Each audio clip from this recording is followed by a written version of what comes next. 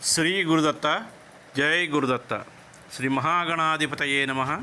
శ్రీ సరస్వత్యై నమ. శ్రీపాదవల్లభాయ నమ. ఆధ్యాత్మిక బంధువులకి, దత్త బంధువులకి, ఇంతమందికి కూడా కృతజ్ఞతాపూర్వక అభివందనాలు తెలియజేసుకుంటూ, ఇవాళ మనం రమణ మహర్షులు వారి యొక్క దివ్య లీలల స్మరణంలో మనం ఇవాళ మొదటి రోజు స్మరణం చేసుకుంటున్నాం. ముందుగా అరుణాచల శివ, అరుణాచల శివ, అరుణాచల శివ, అరుణాచల శివ, అరుణాచల శివ, అరుణాచల శివ, అరుణాచల శివ, అరుణాచల శివ, అరుణాచల శివ, అరుణాచల శివ, అరుణాచల శివ, అరుణాచల శివ, అరుణాచల శివ, అరుణాచల శివ స్మరణ. అరుణాచల శివ, అరుణాచల శివ అని మనం ఎల్లప్పుడూ స్మరణం చేసుకుంటూ ఉంటే సర్వ పాప పరిహారం అని మనకి ఒక వాక్ ఉంది. అదే ఇప్పుడు రమణ భగవాన్ల వారి యొక్క బాల్యం, జననం, ఈ విషయాలన్నీ కూడా ఇవాళ భాగంలో మనం తెలుసుకుందాం. దక్షిణ భారతదేశంలో మధురకి 30 మైళ్ళ దూరంలో తిరుచ్చళి అనే గ్రామం ఉన్నది. ప్రస్తుతం ఆ గ్రామం రామనాథపురం జిల్లాలో ఉంది. తిరుచ్చళి అంటే ఓంకారం అని అర్థం. ఇది స్కంద పురాణంలో ఆ గ్రామాన్ని త్రిశూలపురం అంటారు. ఆ గ్రామంలో ఒక శైవ దేవాలయం ఉన్నది. అందులో పార్వతీదేవి సహాయంబగాను, ఈశ్వరుడు అంటే పరమేశ్వరుడు భూమినాథేశ్వరుడుగాను అవతరించినట్లు పురాణాలు మనకి ఇతిహాసాలు చెప్తున్నాయి.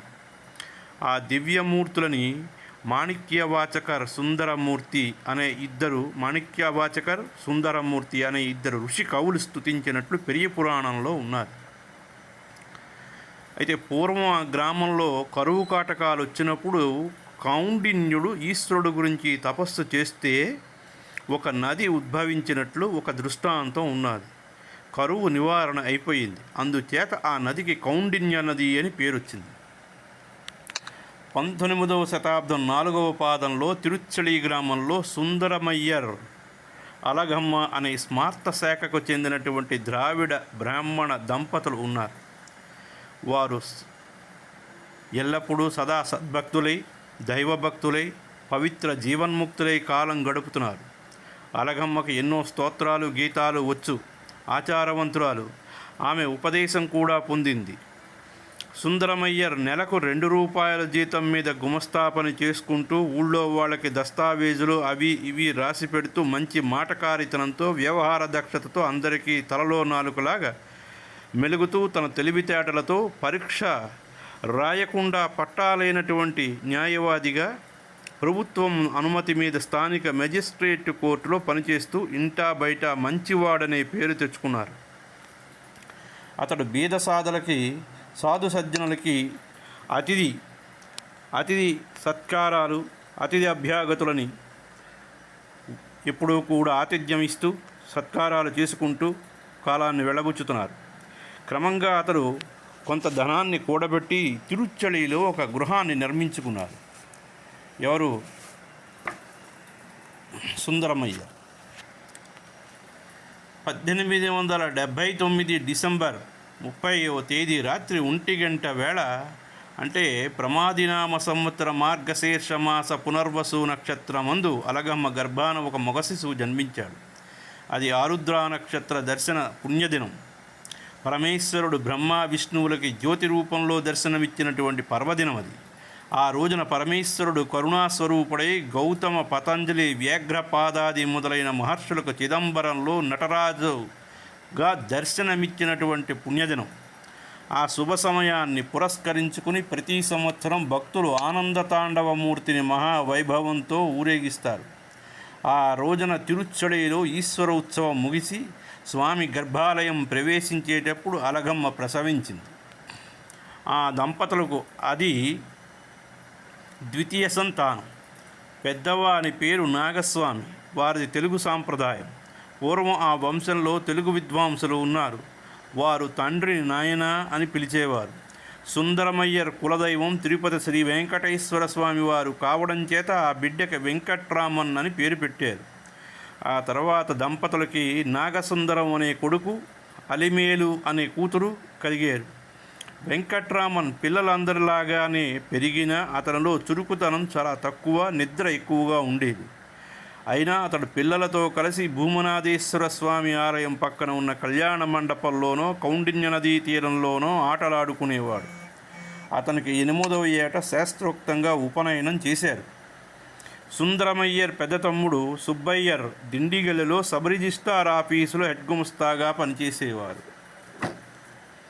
1891లో నాగస్వామి చదువు నిమిత్తం పినతండ్రి దగ్గరికి వెళ్ళవలసి వచ్చింది. మరికొన్నాళ్ళు తర్వాత తిరుచుళిలో వెంకట్రామన్ ప్రాథమిక చదువు పూర్తి కావడంతో అతడు కూడా దిండిగల్ వెళ్ళాడు. అంటే వెంకట్రామన్ అంటే మరెవరో కాదు, సాక్షాత్తు మన రమణ భగవానులు వారు. సుబ్బయ్యర్ తన కొడుక్కి పుట్టినరోజు పండగ చేసుకుని ఆ రాత్రి వెంకట్రామన్ ఇంట్లో ఉంచి అందరూ ఆలయానికి వెళ్ళారు. వారు తిరిగి ఇంటికి వచ్చేసరికి వెంకట్రామన్ ఇంటి తలుపులు కిటికీలు అన్నీ మూసేసి నిద్రపోయాడు. వాళ్ళు ఎంత అరిచి పిలిచి తలుపులు బాదినా అతనికి మెలకువ రాలేదు. చివరికి ఒకరు గోడ దూకి లోపలికి వెళ్ళి తలుపులు తెరిచినా అతనికి మెలకువ రాలేదు. వెంకట్రామన్ నిద్రావస్థ చాలా విచిత్రమైనది. అతనితో ఆటల్లో కానీ దెబ్బలాటల్లో కానీ గెలవలేని వాళ్ళు అతడు నిద్రపోతున్నప్పుడు బాగా కొట్టిపోయేవారు, లేదా అతని ముఖానికి మసి పూసేవారు. ఏం చేసినా అతనికి మెలకువ వచ్చేది కాదు. ఆ రకమైనటువంటి నిద్ర మంచి ఆరోగ్య లక్షణం. అది సోమ్నాంబులిజం కాదు, కానీ అది కొంతవరకు సమాధి స్థితిని పోలి ఉంటుంది అని అన్నారు భగవాన్. కానీ 1891లో సుబ్బయ్యర్ మధురకి బదిలీ అయ్యింది. ఆయన కుటుంబంతో పాటు నాగస్వామి వెంకట్రామన్ కూడా మధుర వెళ్ళారు. అక్కడ వెంకట్రామన్ మిడిల్ స్కూల్లో చేరవలసి వచ్చింది. అంటే ఏమిటి?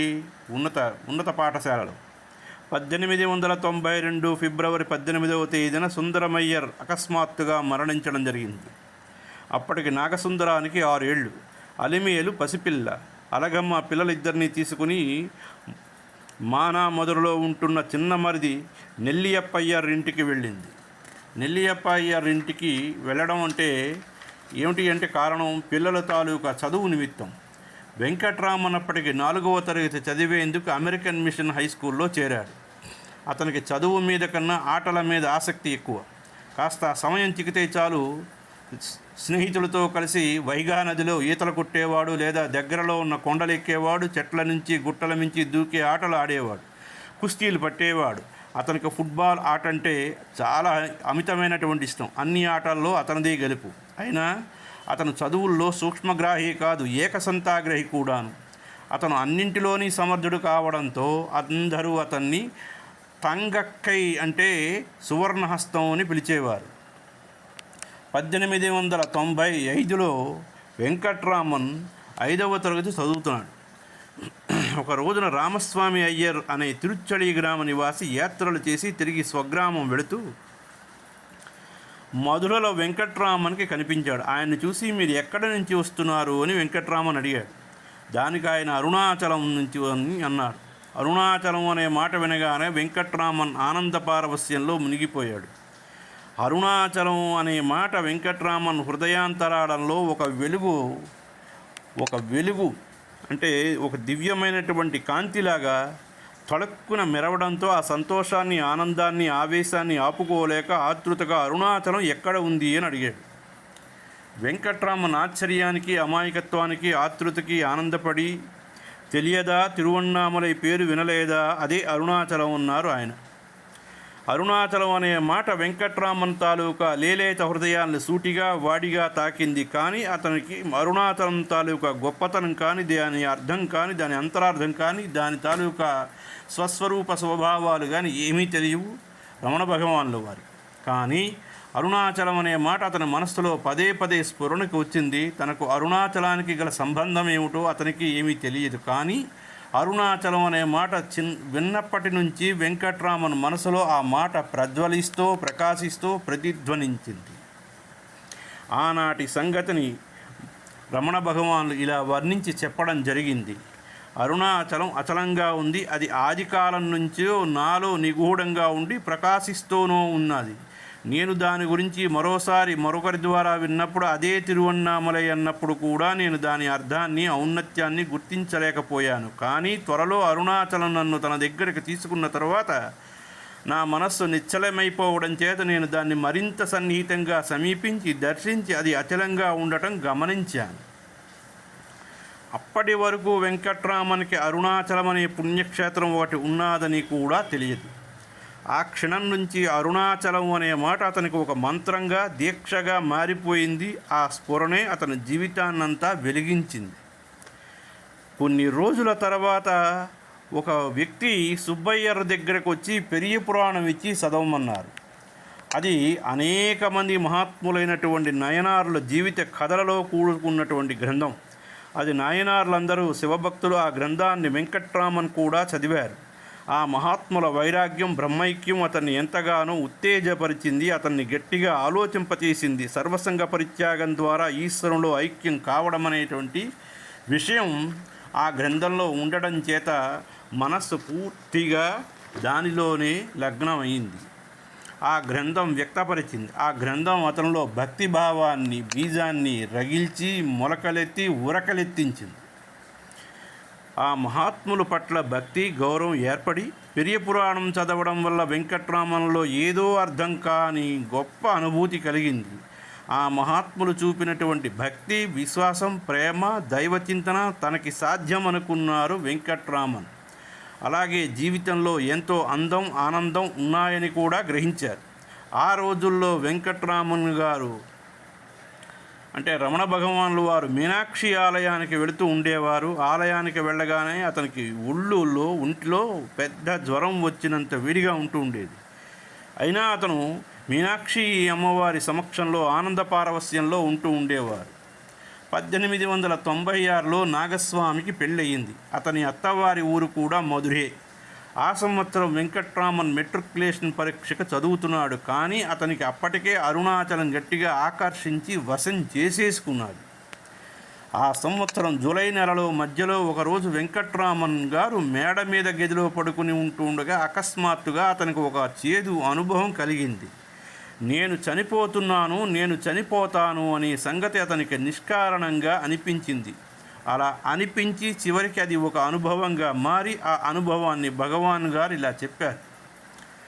నా జీవితం గొప్ప మలుపు తిరిగే 6 వారాల ముందు ఒకరోజు మధ్యాహ్న వేళ నేను మా చిన్నాన్నగారి డాబా మీద గదిలో పడుకుంటే నా ఆరోగ్యం బాగా ఉన్నప్పటికీ మెలకువగానే ఉన్నప్పటికీ నిష్కారణంగా నేను చనిపోతాను అని పదే పదే అనిపించింది.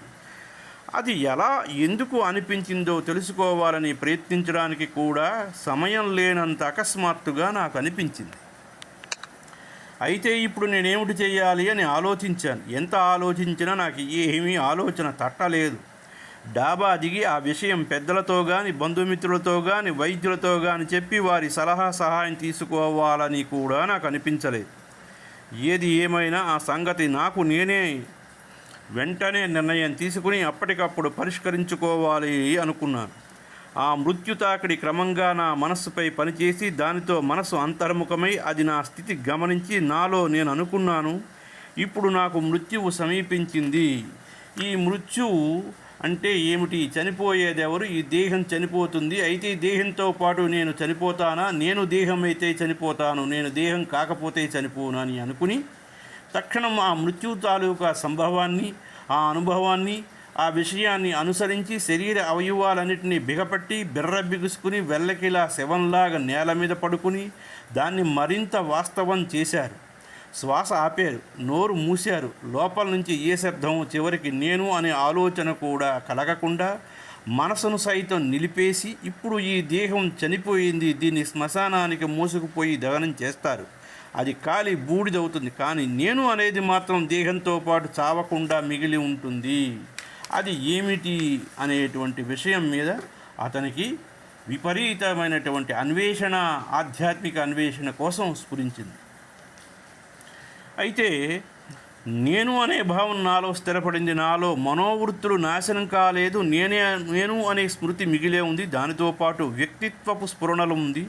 లోపల బయట అన్ని సంగతులు ఎప్పటిలాగే అప్పటికి ఇప్పటికీ ఎప్పటికీ నాకు తెలుస్తూనే ఉన్నాయి. సర్వము నాకు స్పష్టంగా స్ఫురిస్తోంది. కానీ నా దేహం మాత్రం అచేతనంగా, నిశ్శబ్దంగా, జడం మాదిరిగా ఉంది. అంత స్పష్టంగా అన్ని సంగతులు తెలుస్తూ ఉంటే ఇంకా ఇదేం చావు అనిపించింది. నేను ఉన్నాను అనే స్ఫురణ నాకు సంభవించిన మృత్యువుకి భిన్నంగా, అన్యంగా, విడిగా, దూరంగా ఉంది. నేను ఉన్నాననే స్ఫురణ నాలో అవిచ్ఛిన్నంగా ఉండటంతో నేను అనేది దేహాన్ని మించిన చిద్వస్తువుగా గోచరిస్తుంది. మరణించేది దేహం కానీ నేను కాదు అనే సంగతి క్షణకాలంలో మెరుపులాగా రూఢమైంది. ఆ చిద్వస్తువే సద్వస్తువు. అది నాశనం కానిది. మృత్యువు దాని ఛాయలకే రాలేదు. ఆ నేను అనేది నాలో జ్ఞానంతో ప్రజ్వలిస్తూ ఉంటే దేహం జ్ఞానరహితంగా పడి ఉంది. అదంతా నా మందబుద్ధి ఆలోచన మాత్రం కాదు. అది ఒక ఆలోచన ఫలితం కాదు. అది ఒక అనుభవం. నేను సూటిగా దర్శించినటువంటి సత్యం అది. అది నాలో అంత స్పష్టంగా గోచరమైనటువంటి సంగతి. నేను ఉన్నాను అనేది ఒక్కటే చిద్వస్తువుగా, అసలు సత్యంగా, వాస్తవంగా తోచింది. నా మనోదేహ కదలికలు అన్నింటికీ ఆ నేనే కేంద్రంగా అనిపించింది. ఆ క్షణం నుంచి ఆ నేను చాలా శక్తివంతంగా తన మీద తానే దృష్టి నిలిపింది. ఆ దృష్టి క్రమంగా ఏకాగ్రమైంది. తత్ఫలితంగా అంతకుముందు నాకు కలిగినటువంటి మృత్యు భీతి అదృశ్యమైంది. కానీ అనేక ఇతర ఆలోచనలు సంగీత స్వరాల మాదిరిగా నాలో వస్తూ పోతూనే ఉన్నాయి. నేను అనేది ప్రధాన శృతి వలె వాటి వెంట సాగుతూ ఉంది. దేహం దేంట్లో లీనమైనా, అంటే పనుల్లో, మాటల్లో, మననంలో, పఠనంలో, ఏ వృత్తిలో లీనమైనా దానికి నేనే కేంద్రమన్న సంగతి ఆ క్షణాన నాకు స్పష్టంగా తెలిసింది. అది ఊహాతీతమైనటువంటి సంగతి. ఆ క్షణాన నాలో ఏదో ఒక వింత శక్తి ఆవిర్భవించింది. ఆ శక్తి నన్ను, నా మనస్సుని, నా జీవితాన్ని పూర్తిగా తీసుకుని వశపరుచుకుంది. ఆ శక్తి ప్రభావం వల్ల నేను పునర్జన్మ ఎత్తినట్లు అనిపించింది. నేను ఒక కొత్త మనిషిగా మారేను. నాలో ద్వంద్వభావం నశించింది. ఆ తర్వాత అన్నింటి మీద ఇష్టాలు పోయి ఉపేక్షాభావం, ఉదాసీనం ఏర్పడ్డాయి. ఆ అనుభవం నేను కోరుకున్నది కాదు. ఆ స్థితి నేను ప్రయత్నించి తెచ్చుకున్నది కాదు. ఆ జ్ఞానాన్ని నేను తెలుసుకోవాలని వాంఛించలేదు. ఆ సత్యాన్ని దర్శించాలనే కుతూహలం నాలో లేదు. దానికి నేను ఆకర్షితుడిని కాలేదు. దాని మీద నాకు ఒక ప్రత్యేక ఆసక్తి కూడా లేదు. దేన్నో పొందాలనే కోరిక నాకు ఎప్పుడూ లేదు. అప్పటికి నాకు ఆత్మ విషయమై ఒక నిర్దిష్టమైన, స్థిరమైన, స్పష్టమైన అభిప్రాయం కానీ, దృష్టి కానీ, ఆలోచన కానీ ఏమీ లేదు. కానీ ఆ సంఘటన అలా జరిగిపోయింది. దైవిక శక్తి నన్ను ఆక్రమించి అకస్మాత్తుగా నాలో గొప్ప మార్పు తెచ్చిపెట్టింది. పెద్ద గాలి దుమారం చిన్న ఇసుక రేణువును ఊడ్చేసినట్లు ఆ మృత్యు అనుభవం నన్ను అరుణాచలానికి చేర్పించింది. ఆ తర్వాత వేదాంత గ్రంథాలు చదివాను. వాటిల్లో ఆత్మ గురించి ఏం రాశారో అదే నా అనుభవం అని గుర్తించాను. ఆ అనుభవంతో రమణ మహర్షులు వారికి దేహాత్మభావం పోయింది. మృత్యుభీతి శాశ్వతంగా తొలగింది. శాశ్వత సత్యమైనటువంటి నేను అనే దానికి పూర్తిగా అర్థమయ్యేటట్లు నిలిచిపోయారు వెంకట్రామన్ గారు. ఆ స్థితి జాగ్రత్త, సుషుప్తి, స్వప్నం వంటి స్థితి కాదు. ఆ స్థితి కాలానికి కట్టుబడేది కాదు. కానీ అది ఎవరికీ కానీ కొత్తగా కలిగే స్థితి కాదు. అది సహజ స్థితి. ఆ విద్య వల్ల, అంటే అవిద్య వల్ల సామాన్యులు ఆ స్థితిని గుర్తించలేరు. అవిద్యను రూపుమాపితే స్వయం ప్రకాశమైనటువంటి అసలు నేను స్వరూపంగా దర్శించవచ్చు. అదే మోక్షం అన్నారు భగవానులు వారు. ఒకసారి మృత్యుభీతి కలగడంలో ఆశ్చర్యం లేదు. అది సహజం. కానీ వెంకట్రామన్ గారు తనకు కలిగినటువంటి మృత్యు అనుభవాన్ని వదలకుండా గట్టిగా పట్టుకొని దాని అసలు సంగతి తేల్చుకోవాలని తీవ్రంగా, శ్రద్ధగా, నిజంగా శక్తిని, మేధస్సుని, బుద్ధిని కేంద్రీకరింపజేసి అన్వేషింపడానికి ఆరంభించేటప్పటికి దాని అసలు సంగతి బయటపడింది. ఆ క్షణంలో అతని కేంద్రీకృత శక్తి, అన్వేషణ పటిమ మృత్యు పరిధిని దాటి పనిచేసింది. అది అలా పనిచేయడమే ఒక గొప్ప సంగతి. దాని ఫలితంగా అతనిలో దేహాత్మభావం తొలగింది. అతను ఏ విధమైనటువంటి యోగ సాధన చేయకుండా ఆధ్యాత్మికోన్నత స్థితిని అందుకున్నారు. వెంకట్రామన్ గారికి కలిగినటువంటి అనుభవం మామూలు మనుషులకి అర్థం కావడం చాలా కష్టం. ఎందుకంటే అతనికి కలిగినటువంటి అనుభవంతో పోల్చి చూసుకోవటానికి కనీసం తమకు కూడా అటువంటి అనుభవం ఏదో కలిగి ఉండాలి కదా. అంతటి అనుభవం కలిగిన వారే అతని ఆ స్థితిని అర్థం చేసుకోగలరు. అనుభవం, అవగాహన, ఆత్మసాక్షాత్కారం, మోక్షం, నిర్వాణం, దాన్ని ఏ పేరుతోనైనా పిలవండి, అదే అసలు సత్యం. దాన్ని పొందడానికి ఎంతటి వారికైనా కొంతకాలం పడుతుంది. అది ఎంతకాలమని కాదు, 1000 ఏళ్ళు కావచ్చు, క్షణకాలం కావచ్చు. మొగ్గ పూర్తిగా విచ్చుకోవడానికి కొంతకాలం పట్టినట్లే మనోవికాసానికి కొంతకాలం పడుతుంది. అలా కాకుండా ఏదో మహిమగానో చిత్రంగానో అకాలంగా ఏ మొగ్గ విచ్చుకోదు. కానీ కొన్ని సంఘటనలు అకస్మాత్తుగా బహుచిత్రంగా జరిగినట్లు అనిపించినా వాస్తవానికి అవి తీసుకోవలసిన కాలం అవి ఎలాగో తీసుకుంటాయి. ఆ తర్వాత అన్ని పువ్వుల మాదిరిగానే అవి పరిమళాన్ని విరజిమ్మి క్రమంగా ఎండి వాడి రాలిపోతాయి. అది ప్రకృతి సహజం. జీవితమంతా సాధన చేసి సాధింపశక్యం కానిది రమణ భగవానుల వారు అరగంట కాలంలో ఎంతో వేగంగా సులభంగా లభ్యమైంది. ఆ అనుభవంతో అతనికి కాలమే ఆగిపోయింది. అతని శారీరక మానసిక స్థితి చచ్చి బ్రతికినట్లయింది. దేహం అదే, కానీ అందులో పూర్వం మనసు లేదు, కానీ మనసు ఉంది. అది కాలినటువంటి తాడు మాదిరిగానే ఉంది.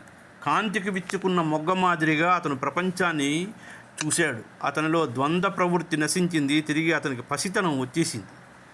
అనుభవానంతరం వెంకట్రామన్లోని మానవత్వం దైవత్వంగా రూపొంది అతని వ్యక్తిత్వం అద్భుతంగా పరిణామం చెందింది. పెను తుఫాను తర్వాత ఏర్పడినటువంటి బ్రహ్మాండమైనటువంటి నిశ్చలతత్వంలాగా, కొండల మధ్య రాజ్యమేలే నిశ్శబ్దంలాగా, తీరాన ఉన్న శిలల్ని తాకి శాంతించే సముద్రం కెరటాల్లాగా అతని విలీనం, విచ్ఛేదం కానీ విరామం కానీ లేని నిశ్చలత్వం ఏర్పడింది. అది సమస్తాన్ని తుడిచిపెట్టే నిశ్చలత్వం. అది మాయకి, భ్రాంతికి అతీతమైనటువంటి స్థితి. ఆ స్థితిలోనే శాంతి, ఆనందం ఉంటాయి. అటువంటి పరమోన్నత స్థితిలో నిలిచిపోయారు వెంకట్రామన్ గారు. అంటే అసలు ఉన్నదానికి, చిద్వస్తువుకి, ఈశ్వరుడు, ఆత్మ, నేను అనేవి వేరు కావనే తెలుసుకున్నారు. వెంకట్రామన్ గారు 17వ ఏట, అంటే రమణ భగవానుల వారు 17వ ఏట ఆ జ్ఞానాన్నే పొందారు. ఆ క్షణం నుంచి రమణ భగవానుల వారి జీవన విధానం పూర్తిగా మారిపోయింది. సమస్తాన్ని సహృదయంతో తనలోకి తీసుకుని అవగాహన చేసుకుంటూనో, తనపై దృష్టి కేంద్రీకరించుకుంటూ చదివే పాఠ్యపుస్తకాలని, చుట్టూ ఉండే బంధుమిత్రజనాన్ని అన్నింటినీ నిరాకరిస్తూ తరచూ ఒంటరిగా కూర్చుని కళ్ళు మూసుకుని నిశ్చలంగా, నిశ్శబ్దంగా, నిర్మలంగా ఉంటూ అందరినీ ఆశ్చర్యం చేస్తూ ఉండేవారు. ఆనాటి నుంచి అతనిలో ప్రత్యేక వ్యక్తిత్వపు స్ఫురణ పోయింది. ప్రతిరోజు సాయంత్రం మీనాక్షి అమ్మవారి దేవాలయానికి వెళ్ళి గంటల తరబడి కూర్చునేవారు. మహర్షుల, మహాత్ముల జీవిత చరిత్రలు చదివేవారు. తరచూ అతని కళ్ళల్లోంచి ఆనంద బాష్పాలు కారేవి. ఆత్మలోతుల్లో లీనమై మౌనంగా ఉండేవారు. తింటూ తిరుగుతూ పాఠశాలకు వెళుతున్న అతడు దేని మీద శక్తి చూపించేవారు కాదు. ఆటలకు పోయేవారు కాదు, స్నేహితుల్ని కలిసేవారు కాదు. ఆ విధంగా యాంత్రిక జీవనం సాగిస్తూ క్రమంగా అతనికి దేనితోనూ ఎవరితోనూ ఎటువంటి సంబంధం లేకుండా పోయింది. దేహం మిగిలింది. అందుచేత ప్రపంచాన్ని సినిమా చూస్తున్నట్లు చూసేవారు. జరిగిపోతున్న సంఘటనలకి సాక్షిగా ఉంటూ దేనికి చలించకుండా ఉండేవారు. అతనిలో పాత అలవాట్లు పోయాయి, పాత విలువలు మారాయి. ఎవరితోనూ మాట్లాడేవారు కాదు. అతనిలో వచ్చిన మార్పును ఇంట్లో వాళ్ళు గమనించారు. అప్పటికి తన పరిస్థితిని భగవాను వారు ఇలా చెప్పారు: నాకు కలిగిన అనుభవ ఫలితంగా నాలో కొత్త తరహా సిద్ధాంతాలు, ఆలోచన వచ్చిందని గుర్తించాను. బంధుమిత్రులతో ఉన్న సంబంధం పూర్తిగా తెగిపోయింది. పెద్దవాళ్ళ తృప్తి కోసం అప్పుడప్పుడు పుస్తకం తెరిచేవాడిని, కానీ దృష్టి ఎక్కడో అతీత శక్తుల మీద నిలబడుతూ ఉండేది. ఇతరుల పట్ల నా సంబంధం సాధువుగా, అణకువగా, విధేయతగా, వినయంగా ఉండేది. నా ఉదాసీన భావం చూసి మిత్రులు, స్నేహితులు నన్ను పలకరించడం మానుకున్నారు. ఒక్క అరగంట కాలంలో నాలో అంత మార్పు వచ్చింది. నా అహంభావం అదృశ్యమైపోవడంతో ప్రతిదాన్ని ప్రశాంతంగా జరుపుకుంటూ పోయేవాడిని. ఆటలు, వినోదాలు, క్రీడలు ఆగిపోయాయి. రోజులో చాలాసేపు ఒంటరిగా నాకు వీలైన ఆసనంలో, ధ్యానంలో కూర్చునేవాడిని. నన్ను నిర్మించి నిలబెట్టిన శక్తితో ఏకమయ్యేవాడిని. ఆ కాలమంతా ఆనందంగా గడిచేది. ఆ విధంగా మహాశక్తితో ఐక్యం కాని సమయంలో నా ఒళ్ళంతా కూడా జ్వరం వచ్చినట్లు ఉండి వేడిగా ఉండేది. ఆ తాపంతో అశాంతిగా ఉండేవాడిని. ఇంట్లో వాళ్ళు నన్ను నెమ్మదిగా మందలించడం ఆరంభించారు. ఒక్కొక్కసారి నాకు చీవాట్లు కూడా పెట్టేవారు. నాలో వచ్చిన మార్పు ఏమిటో వాళ్ళకి తెలియదు. చదువు మీద ఇష్టం లేకపోతే అడవుల్లోకి పోయి తపస్సు చేసుకోరాదురా అనేవారు. మా అన్న అప్పుడప్పుడు నన్ను యోగి ముని అని హాస్యం చేస్తూ ఉండేవాడు. నాకు దేని మీద, ముఖ్యంగా తిండి మీద ఇష్టాలు పోయాయి. ఏది పెడితే అదే తినేవాడిని. మీనాక్షి అమ్మవారి దేవాలయానికి వెళ్ళి దేవీ విగ్రహం ముందు కూర్చుని ఎంతోసేపు నిలబడి అమ్మా నన్ను తీసుకో అని ప్రార్థించేవాడిని. ఉద్రేక తరంగాలు నన్ను ముంచేవి. దేహాత్మ బుద్ధి విడిపోయి మరో పవిత్ర సంబంధం కోసం అంతరాత్మ గట్టిగా వెదికేది. కన్నీరు ధారగా కారేది. ప్రభువు నన్ను కరుణించు, నన్ను తీసుకో అని ఈశ్వరుని ప్రార్థించేవాడు. అంతే, నాకు ఇంకేమీ తెలియదు. జీవితం దుఃఖమయమని తెలియదు. నాకు పునర్జన్మ వద్దని, ముక్తి కావాలని లేదు. కానీ అసలు ఏమిటో ఏమో తెలియకుండానే దేనికోసమో ఆరాటము, ఆవేదన, ఆవేశము, పరితాపం, ఒళ్ళంతా దుర్భరంగా మంటలు. అప్పటికి నేను పెరియ పురాణం తప్ప మరే గ్రంథం చదవలేదు. పాఠశాలలో బైబిల్ చదివాను, కొంచెం తేవారాలు చదివాను. పురాణాల్లోని ఈశ్వరుడే నాకు ఈశ్వరుడు, పరబ్రహ్మ, సంసార బంధం వంటి మాటలు నేను వినలేదు. సత్యం, శివం, సుందరం అంటే ఏమిటో నాకు తెలియదు. తిరువన్నామలై వచ్చాక ఋభుగీత విన్న తర్వాత, ఇతర గ్రంథాలు కూడా విన్న తర్వాత నేను ఏ అనుభూతి పొందానో దాన్నే ఆ గ్రంథాలు చెబుతున్నాయని తెలుసుకున్నాను. నా అనుభవం అది శుద్ధమైన లేక జ్ఞానము, దాన్నే ప్రశాంతమైనటువంటి అంతర్జ్ఞానమని, మేల్కోవడమని అంటారని తెలుసుకున్నాను. ఆనాటి నుంచి నేను ఎల్లప్పుడూ అవిచ్ఛిన్నమైనటువంటి స్థితిలో ఉన్నాను. దేనికోసము ఎటువంటి ప్రయత్నం చేయనవసరం లేదని, తీవ్రమైనటువంటి సాధన, తాత్విక చింతన అనవసరమని తెలుసుకున్నాను. ఆ అనుభవం రమణ మహర్షులు వారి జీవితాన్ని పూర్తిగా మార్చేసింది. అతని దేహస్థితిలో మార్పు వచ్చింది. తనకు కలిగిన ఆ అనుభవాన్ని పురస్కరించుకుని ఒకసారి రమణ భగవానుల వారు, నేను ఈ దేహం కాదు, నేను శాశ్వతమైనటువంటి ఆత్మస్వరూపాన్ని, రక్తమాంసాదులతో కూడినటువంటి ఈ దేహంలో తాత్కాలికంగా ఉన్నాను అన్నారు. వెంకట్రామన్ గారికి కలిగినటువంటి అనుభవం ప్రకారం చూస్తే మనిషిలో అసలు నేను అనే, అబద్ధపు నేను అనే రెండు నేనులు ఉన్నట్లు ధ్వనిస్తోంది. సత్యమైనటువంటి నేనే శాశ్వతం, సాక్షిభూతం, అది స్వతంత్రమైనది, స్వయం ప్రకాశకం కలిగింది. లౌకిక వ్యవహారాలన్నింటినీ చెక్కబెట్టేది మిథ్యా నేను, అదే అబద్ధపు నేను. తనను తాను తెలుసుకునే సాధకుడు సత్యమైన నేనుకి, మిథ్యా నేనుకు మధ్యనున్న భేదభావాన్ని సూక్ష్మబుద్ధితో గ్రహించిన వెంటనే మిథ్యా నేను తలక్రిందులుగా పడిపోయి సత్యమైన నేను తానుగా తోస్తుంది. ఆ నేను స్వరూపమే ఆనందం, మౌనం. కానీ ఎవరు సర్వసాధారణంగా ఆ నేను అనే దాని గురించి ఎప్పుడూ తీవ్రంగా ఆలోచించరు, యోచించరు. అసలు తామేమిటో చిత్రమైన నిరూపణ చేసుకోరు. తామంటే దేహం, మేధస్సు, బుద్ధి అని అనుకుంటారు. కానీ అసలు నేను ఎవరు అని ఎవరు ప్రశ్నించుకోరు. అందుచేత ప్రతి ఒక్కరూ ముందు తమకు తాము ఏ అరమరిక లేకుండా లోపల బయట ప్రతిక్షణం అన్ని విషయాల్లో పరీక్షించుకోవాలి, పరిశీలించుకోవాలి. అదంతా సరైన పద్ధతిలో జరగాలి. తమకు తాము తెలుసుకోనిది ఎన్ని చేసి ఏం తెలుసుకుని ప్రయోజనం ఉండదు. రమణ భగవానులు వారు మిత్రుల్ని పలకరించడం మానేసిన తర్వాత అతని వింత ప్రవర్తన ఇంట్లో వారిని హెచ్చరించింది. 1896 ఆగస్టు 29వ తేదీ శనివారం ఉదయం 11 గంటలకి రమణ భగవానులు వారు